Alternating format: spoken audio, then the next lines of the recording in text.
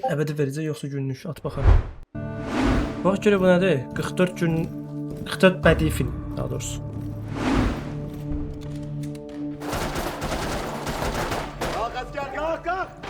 Bu sene neyine lazım?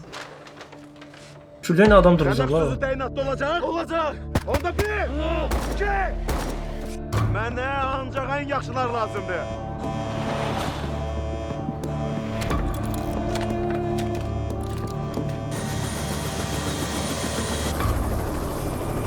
Sen gidince yapayalnızım burada.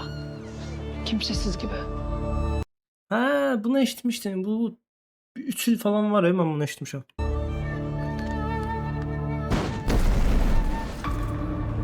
Teşekkür. Bu arada Zeynep ben.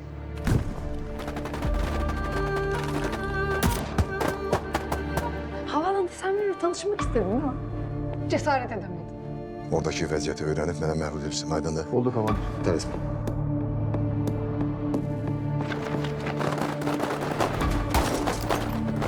Ne oldu sana? Acıyor mu?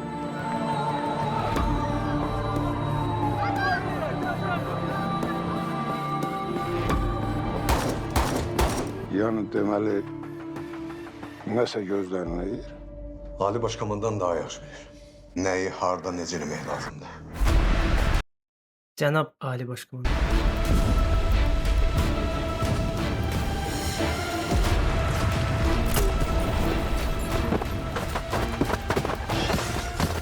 Biz arvad uşaqla döyüşmürük. Ha, evde özüme yer tapa bilmirəm. Bir cəmləyin ki sağ salamatdır.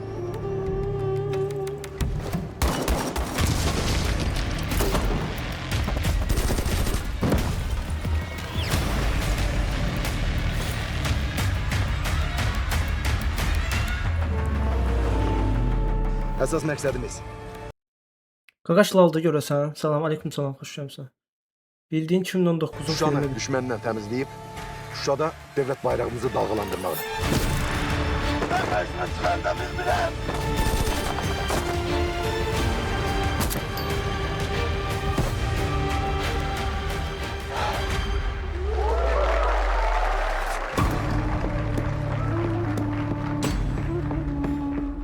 Qardaşlarım, mən sizlə fəxr edirəm.